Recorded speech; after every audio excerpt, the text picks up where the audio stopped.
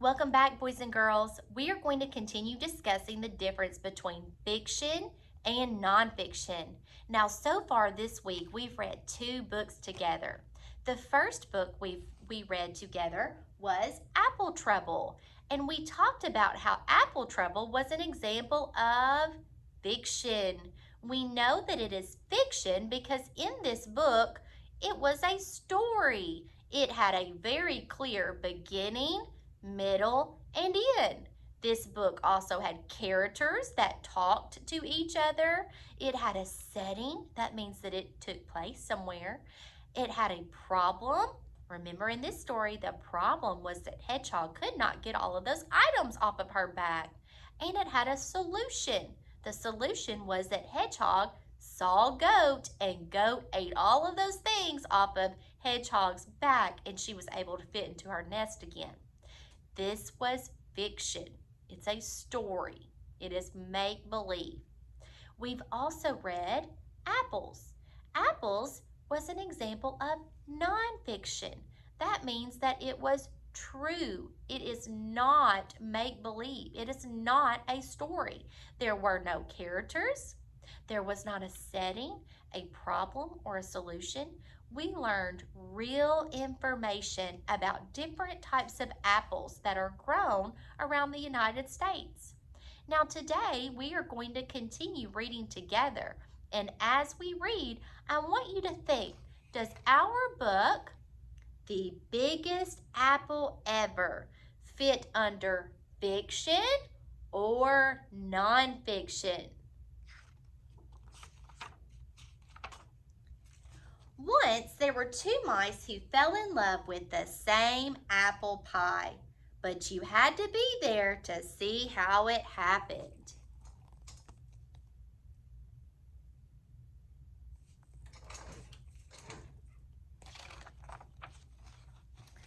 On opening day at Mouseville School, the principal, Mr. Mouser, made an announcement.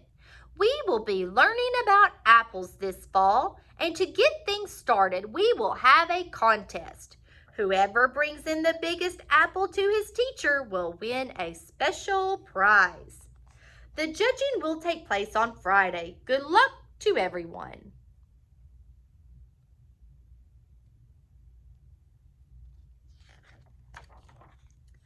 I have an apple tree in my backyard, said Penelope. I bet it has really big apples. There's an apple tree across from my house, said James. I'm going to climb it as soon as I get home.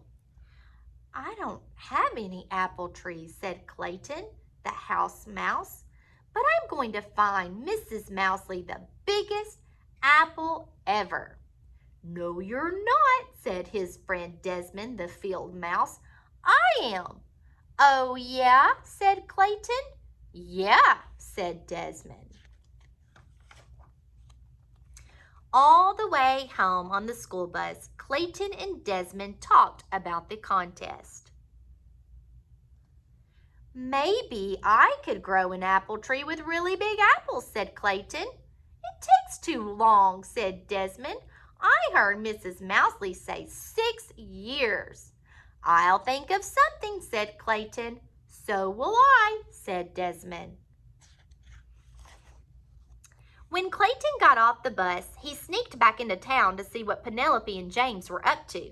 Penelope had come down from her tree. She was carrying 2 tiny apples. James was still up in the tree across the street. He was picking very small apples. Clayton knew he'd seen bigger ones at the market. When Desmond came by a little later, he realized the same thing. The next day at school, Penelope and James brought in their tiny apples.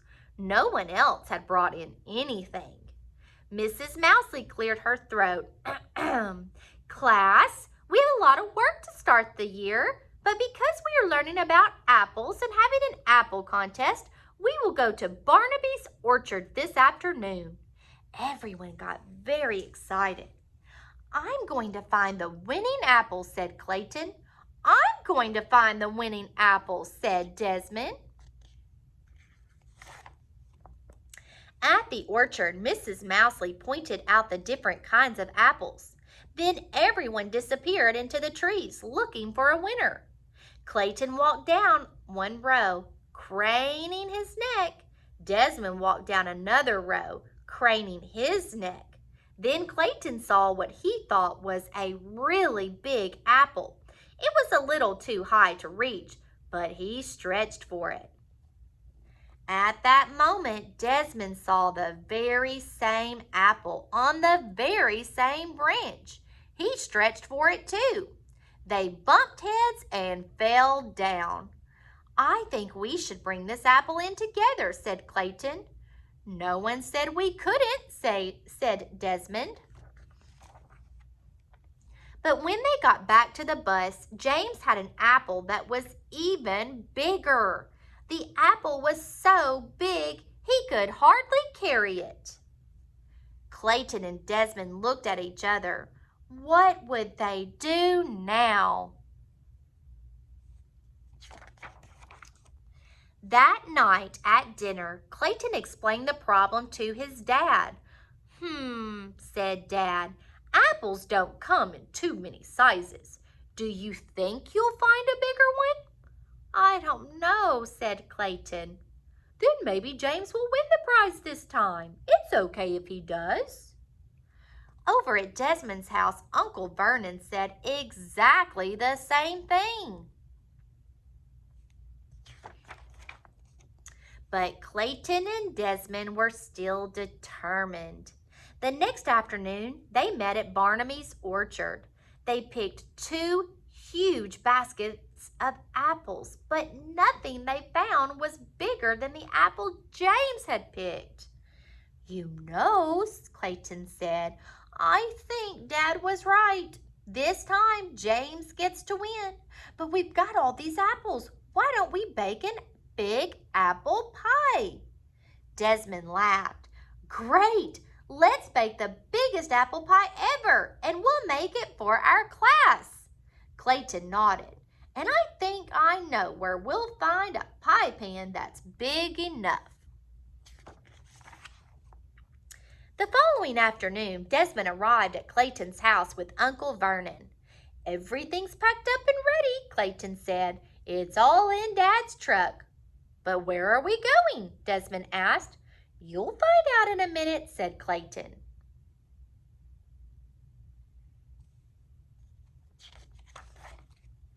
Dad drove with Clayton and Desmond beside him in the front seat. Uncle Vernon stayed in back with the apples and other ingredients for the giant pie. As they came around a corner, Desmond gasped, "Tony's Pizza?" "Of course," said Clayton. "What could be better than a giant pizza pan?" Mr. Tony greeted them at the door. "Welcome, welcome, we are ready to begin." And so they got to work, making the dough for the crust, kneading it, rolling out half into a big circle and spreading it over the deep dish pan. Then everyone peeled and sliced the apples, mixed together the sugar and spices, and spread the rest of the dough on top. "Wow," said Clayton and Desmond when they were finished. "Wow, wow, wow."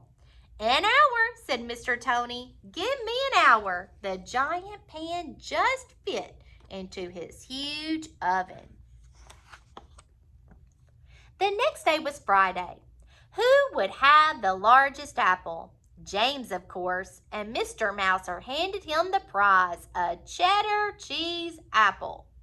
Mrs. Mousley looked surprised. "Clayton? Desmond? Nothing from you?" The two of them grinned. At the same moment, the classroom door flew open. In came Clayton's dad, Uncle Vernon, and Mr. Tony, struggling to carry the giant pie by themselves. "How wonderful," said Miss Mousley. "That's the biggest apple pie ever." "We made it for the whole class," said Clayton. "All of us together," said Desmond. They shared a high five, and everyone in the class had a very big slice. The end. Now, boys and girls, I hope that you enjoyed this story. Let's discuss whether we think the biggest apple ever would be like apple trouble and be fiction, or more like apples and be nonfiction. Now, let's think about what we find in each of these types of books. Remember, in fiction books, they're going to tell a story. Did this book tell a story? Yes, it did tell a story. The author wrote this book for us to enjoy it. There was a beginning, a middle, and an end. Now here's my next question. Did this book have characters? Yes, this book did have characters, just like the book Apple Trouble. Remember, characters are the people in the story. Sometimes they're human, sometimes they're animals. In this book, what type of character did we have? That's right, we had mice as characters, just like in Hooray for Wadney Wat. Now, did this book have a setting? Yes, it did have a setting. This book took place both at school and in Barnaby's apple orchard. Did this book have a problem and solution? That means, did our character face some kind of struggle? Did something go wrong? Yes. Remember, in our story, our characters in the classroom were competing for the award for the biggest apple ever. And Desmond and Clayton were struggling to beat the other character by finding the biggest apple. Did this book have a solution? Yes, remember, the solution is how the problem is solved. And in this story, Desmond and Clayton worked together to come up with an even better idea for the greatest apple or the biggest apple. Remember, they collected lots of apples from the apple orchard and decided to make the biggest apple pie for their class to enjoy. So this book was a story that had characters, it had a setting, problem, and solution. Now, we are starting to think, if you're anything like me, I'm beginning to think that this book is very much like Apple Trouble and is fiction. But let's think about what nonfiction has. Nonfiction is real information about a real person, a real place, or a real thing. Now, were these real people in our book? No, these were make-believe characters. Were the apples real apples? No, they were just part of the story. Did this book have real photographs of apple orchards and information about real people or things? No, these were all drawn illustrations that went along with our story. So I want you to think to yourself, does this book belong in the fiction category or the nonfiction category? What do you think? Yes, boys and girls, the biggest apple ever is fiction. I hope that you enjoyed the story, and I'll see you guys later.